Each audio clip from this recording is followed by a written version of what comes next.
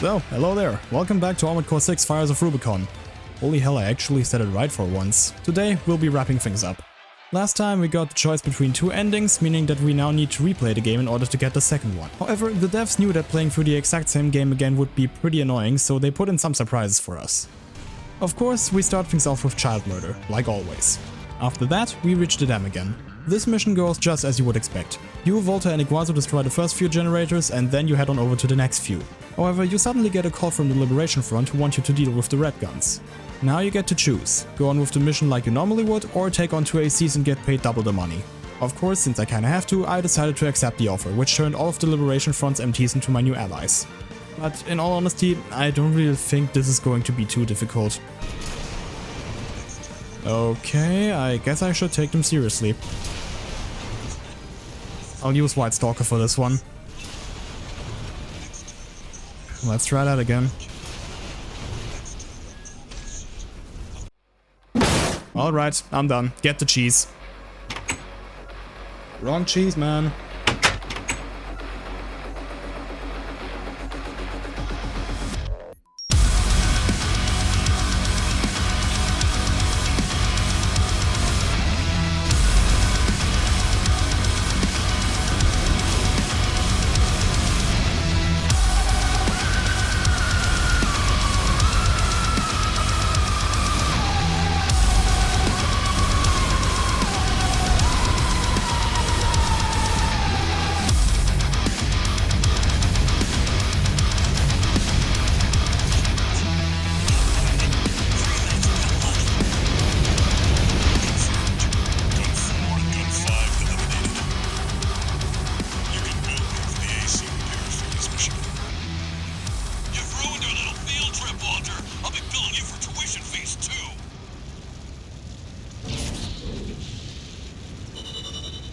Now from here on out, I'll be using 2 new ACs. The first one is Checkmate, a pretty good AC that specializes in close range combat, which I also specifically made for PvP. The second one is Iron Fist Götz, named after the old German knight Götz von Berlichingen, who was known for using a metallic prosthesis as a replacement for his missing arm. Contrary to its namesake, however, this AC turned out to be dogshit. The next mission is actually a new one. We are to rescue some members of the Liberation Front, which entails guarding this transport helicopter. As you can see right now, the footage is laggy as hell. This is because my laptop suddenly started to lose a lot of performance. As it turns out, this was mostly due to a faulty BIOS version, so I had to update it eventually. I managed to get the frame rate to a somewhat watchable level later on, but as of right now, both you and editing me will have to deal with laggy footage. I'm very sorry about that. Anyway, from this point on, the game progresses like it normally does, but once you reach chapter 2, you get a new mission. This one has us taking down drones that are trying to hack RAD. The main challenge of this mission is finding these, as some are pretty well hidden. Once you found and destroyed them all, you will have an encounter with an old friend. Huh. You're the freelancer from the dam raid.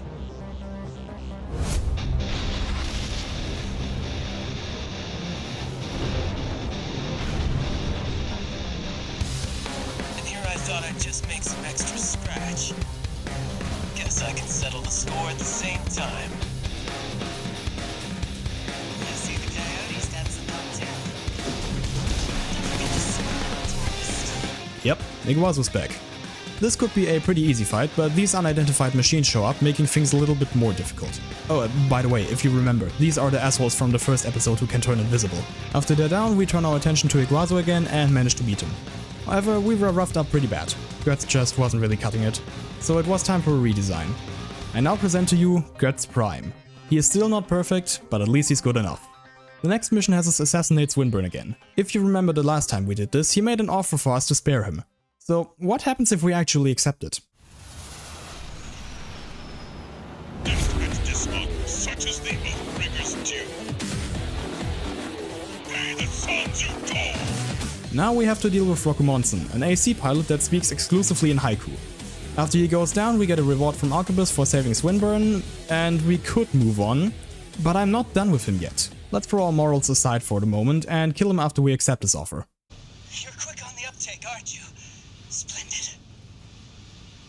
I'm sure Snail will see you're properly honored for this. You're not like those savages. Keep up the good work. You go! Who taught you to?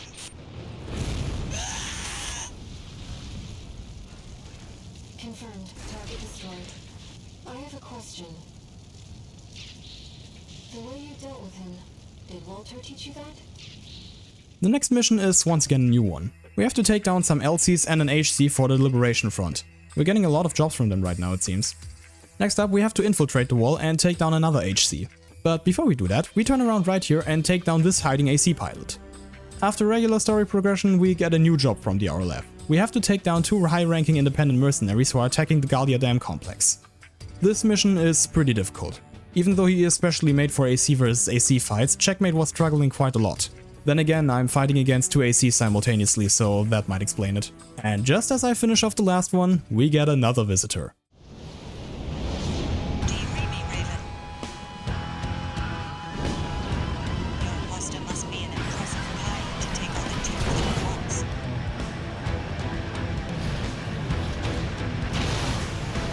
Let's see how far they can fly.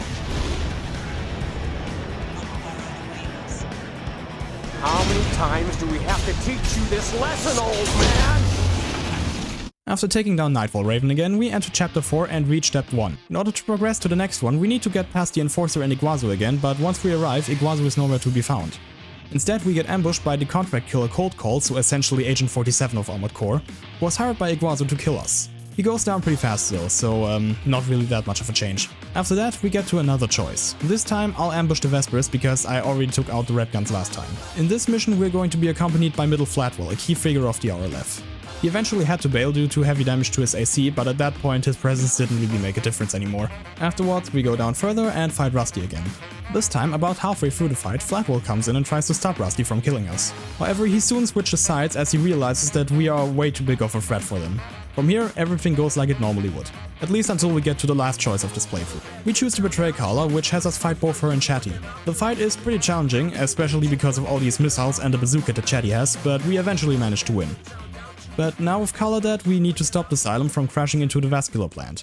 To do so, we first have to take out the drive block. However, we won't have to do that alone.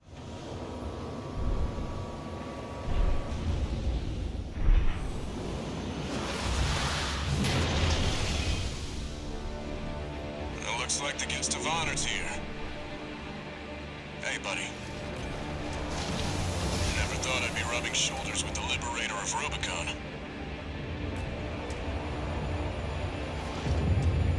Every Rubiconian who heard your cry rose up to fight.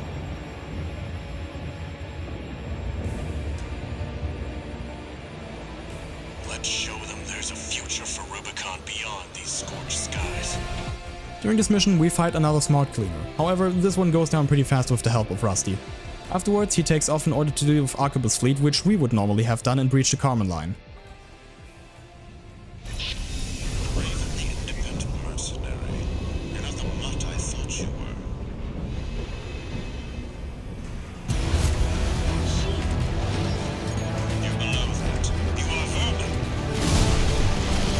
Now we have to face off against Snail, who pilots a modified and way stronger version of Balteus.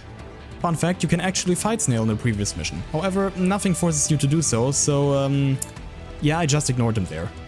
After a long and grueling battle, Snail finally goes down.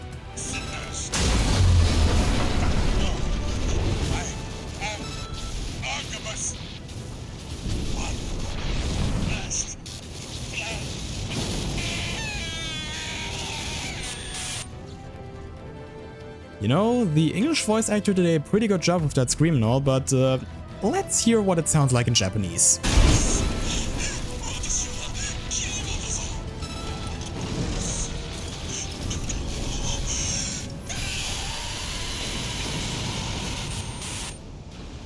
God damn it, they just straight up killed him in a recording booth. After Snail's death, Rusty talks to us one last time before he gets downed by someone. While it's not fully confirmed, it is highly likely that the reason for Rusty's death had something to do with the main reason of why I hate Snail. You see, Arquebus has this thing called re-education, which can essentially be compared to brainwashing. They tend to do this to enemies who they might have use for, and Snail is the guy who is overseeing the whole thing. And the thing we're about to face in the final mission is one of his latest subjects. The Xylem is falling from orbit.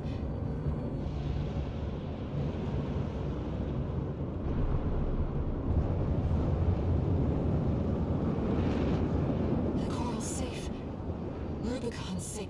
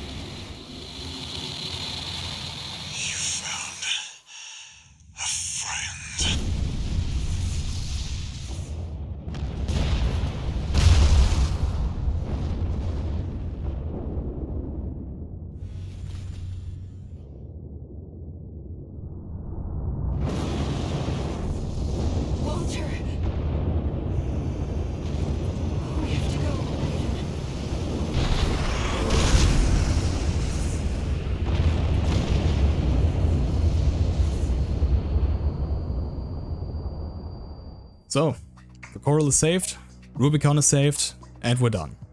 With New Game Plus, that is. Because, yes, in order to fully beat this game, you need to play through it 3 times. I mean, it's not necessarily surprising, they already did this with 4 answers, so yeah. This time though, something is different. If you go into the mission Grid 135 cleanup and head to this room where you start a tutorial mission, you will find an unidentified machine hiding there. Whoever these belong to is probably using them to spy on us. One dead kid later, we get a mission from the RLF which tasks us with protecting the Strider. This is the alternative to blowing it up. However, once we arrive, it's already been destroyed by these Institute machines. This mission is no joke. After we take down these two, a bunch of bone wheels arrive. Yes, I know that the Helianthus machines are based on sunflowers, but they are essentially just the bone wheels of Armored Core. Once they are down, another wave of enemies arrives, which not only tests your evasion skills, but also your resourcefulness, because if you arrive here, you might have already ran out of most of your ammunition. Later on, we get a new mission involving the Bao's arsenal from the first episode. This time, we have to prevent a mandatory inspection by the PCA. The job itself is a little bit strange. We get it from this relatively unknown mercenary called Kate Markson. She's a bit strange considering that A. No one ever seems to have heard of her, B. Her AC consists entirely out of all mind parts, especially the Mind Alpha frame which can also be piloted by an AI, and C. Her logo style kinda resembles that of All Mind. Pretty sus if you ask me. Anyway, we ambush the PCA, meet up with Kate, and take on both a duo of Ectromoid machines and a Cataphract. Afterwards, we attack Watchpoint Delta again. Everything seems to be normal until we get to Sula. This time around, he is accompanied by some unidentified machines. So either they belong to him, or he works with whomever they belong to. After he's down, the mission continues like it normally would. Going back to Grid 086 again, we head into this secret passage, get ambushed by an AC, kill it, and get a hidden part. Fun fact, you can bring down these things to deal with most of the enemies before the Smart Cleaner room. Next up, we're in the city of Xylem again. This time, instead of us killing the helicopter, the founder of the RLF, Pham Dolmayan, does it for us. But of course, he fights us after.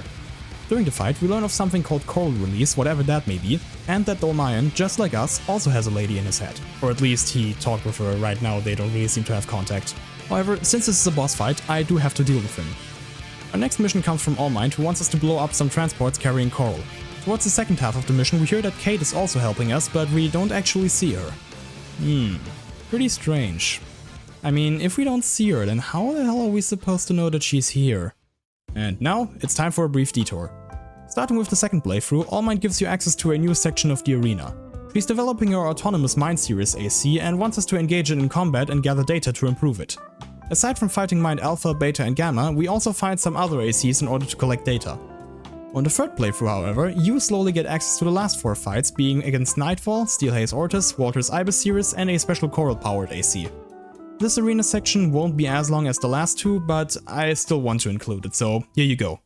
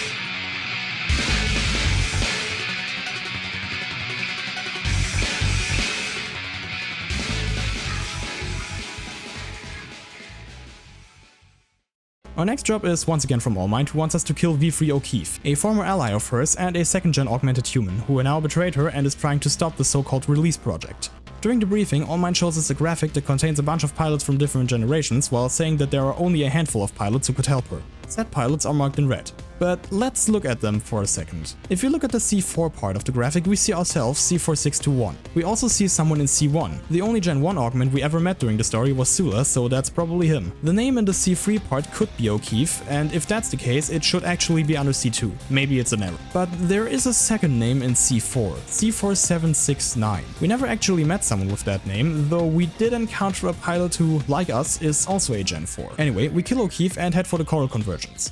However, after we defeat the rogue gun Free and Materlink, we get a call from Allmind who informs us about Snail's plan to ambush us. So to keep us safe, she doxes him, leading to us ambushing him instead. So we engage the sick bastard, only to be interrupted by a living salt shaker. Yep, Iguazu's here and he wants both of us dead. However, we foil his plan, kill Snail and go to the next mission. A lot of pilots died in Institute City, so Allmind sets our status to kill in action so we can escape. We fight our way through Arquebus's MTs, kill off the last member of the Red Guns and eliminate the last Vesper. This is it, the penultimate mission. Allmind safely got us out of the depths, smuggled us onto the Xylem and kept us asleep for about a month.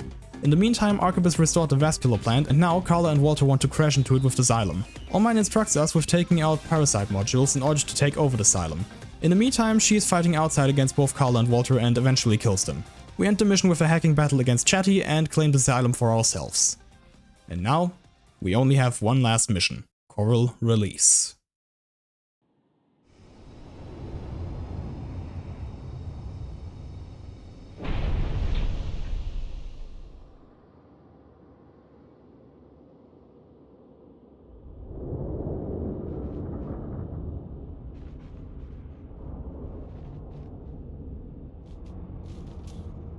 Look.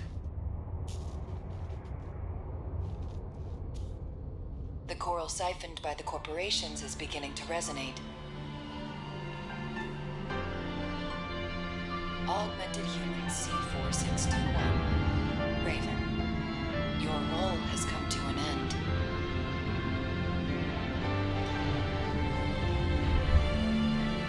Well. I've been waiting for this freelancer. I became part of this monster, so I can crush you. This time, you will die.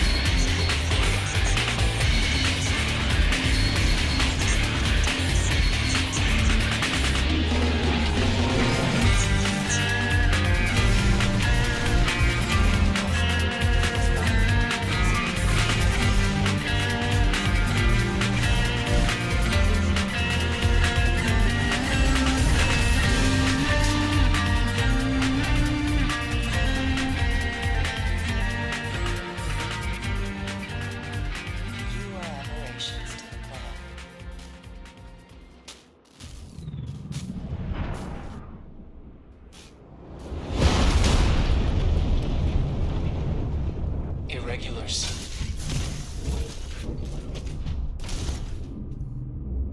We will bring order to chaos.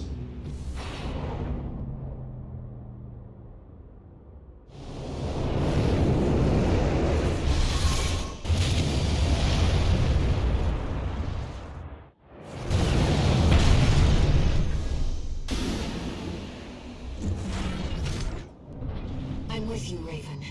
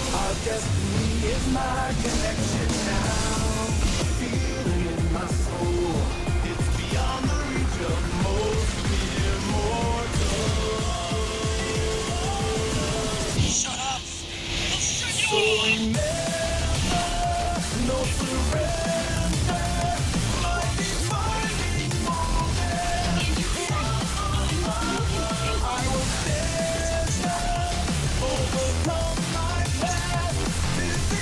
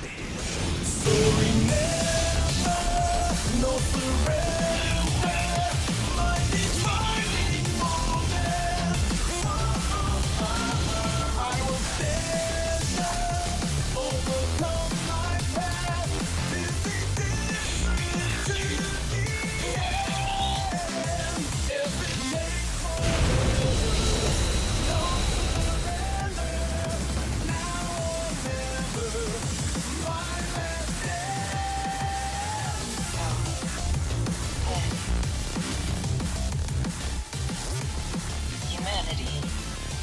Creation's potential. We have the trigger. And we'll pull it ourselves.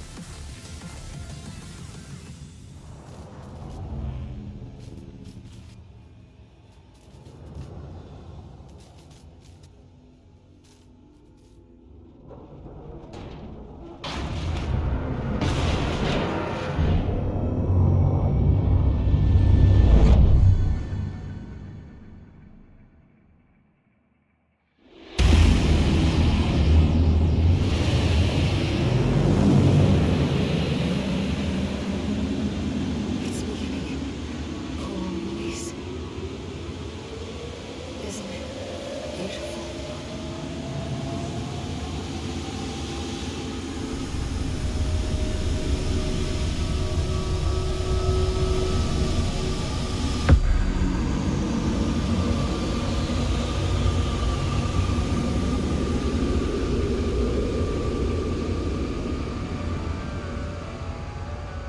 Thank you, Raven.